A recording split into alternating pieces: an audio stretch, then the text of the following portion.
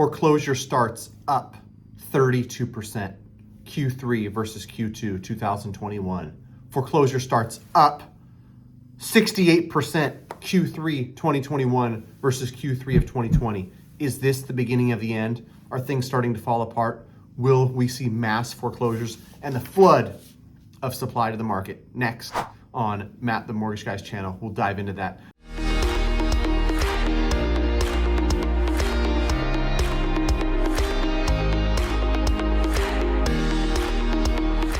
So if you like straightforward mortgage real estate content from a mortgage broker who's in it all day, every day, talking to not only consumers, but real estate agents and other folks involved, please consider subscribing to the channel, like, comment, share, do all you can. Now, as you probably know, and you've heard my stance in the past, I'm not a doomsdayer, right? And so this data that's come out recently, even the people who are the most bearish on housing, Diana Olick of all people, are saying, listen, take these stats with a grain of salt. And while some might take it as an opportunity to spew what would be considered, fear and doubt, know that these foreclosure numbers are down.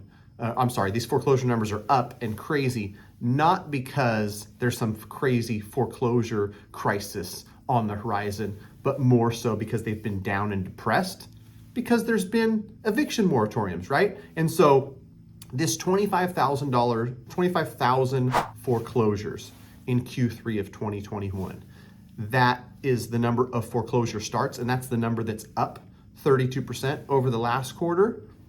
If we take that versus what's normal, normally there's about 40,000 foreclosure starts a month. We saw 25,000 in a quarter. So that kind of tells you we're not even anywhere near normal. So we're starting at a baseline of like 3,000 to 4,000 a month, which is like a tenth of normal, right? And it's because you can't foreclose, right? There's all these eviction, foreclosure moratoriums, right? Not allowed to foreclose. And then on top of that, I've stated in past videos, the powers that be are making a concerted effort to not allow people to foreclose, telling servicers, you must work with these people. Foreclosures are bad for the community. They're bad for banks. They're bad for everybody, right? So don't allow people to foreclose. Offer them modifications, offer them options on different things they can do with their loan and add that stuff to the back. So I hate to break it to anybody who wants there to be a big foreclosure crisis and houses to go on sale, just not happening. When you look at these numbers and you say up 32% quarter over quarter, up 68% Q3 of this year versus Q3 of last year, if you look back at Q3 of 2019 versus Q3 of this year, we're down 60%. So versus what would be normal pre-COVID, pre-eviction, foreclosure moratoriums. I keep saying eviction, I apologize. So I'm talking foreclosures, we're not talking about evictions.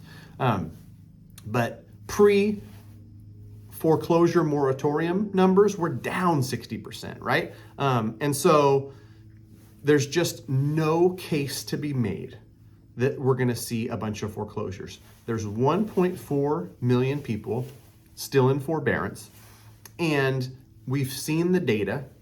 Millions and millions of people have left forbearance, and 0.65% of these people are turning into foreclosure starts.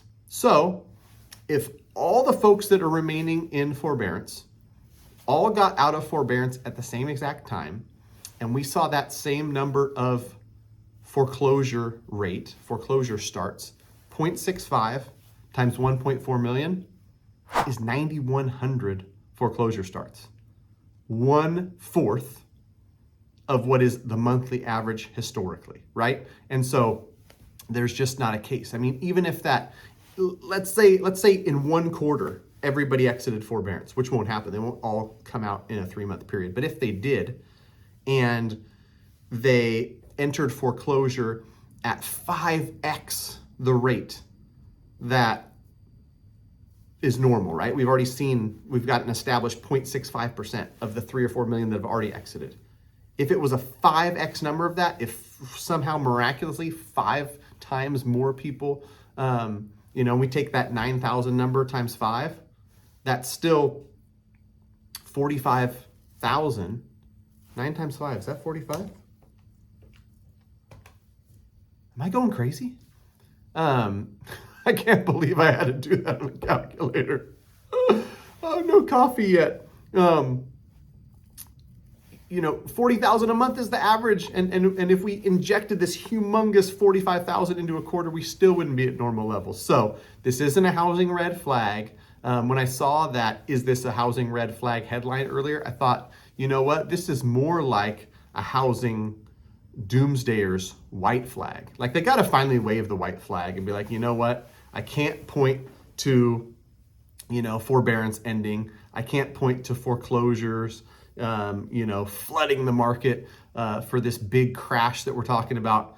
I think if you're a doomsdayer, you might just want to wave the white flag, right? You're running out of things to pin this on. So with that said, last stat I'll throw at you, they talk about, certain states seeing more foreclosure starts than other states, and California being at the top of that list with 3,434.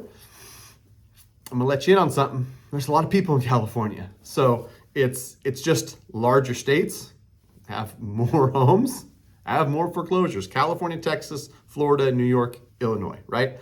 Those are the top ones, but still well below any historical averages in terms to foreclosures. Main reason why you're not going to see any mass foreclosures, I think there's probably two. One is the servicers and the help folks are getting exiting forbearance. But the most important one for most people is there's so much equity, right? I don't have the data in front of me, but I remember when I looked at it previously, such a small sliver have less than 10% equity. A little bit larger sliver has 10 to 20% equity in their home. And then a ton of people have 20% or more, meaning if they owe 320 on their house, 320,000, their house is worth 400,000 or more. Those people are not going to foreclose. Even if the house comes down 10%, they've still got $40,000 in equity in their home. They'll sell. They'll figure out something to do besides foreclose. So if this was useful at all, and you'd like to talk to me and my team about anything mortgage related, please feel free to reach out. GreatMortgageBroker.com is the best place to start. You go there, you fill out a six question form, and we'll direct you with who can help you in your area, because we are now expanding. We started in California. We've got more states coming aboard. I think by the end of the year, we're going to have 43 signed up. By Q1 or Q2 of next year, I hope to have all 50 states signed up. I'll be able to help you in any of those states. So hopefully this was helpful. Let us know how we can help. Again, greatmortgagebroker.com. Until next time, we gonna see.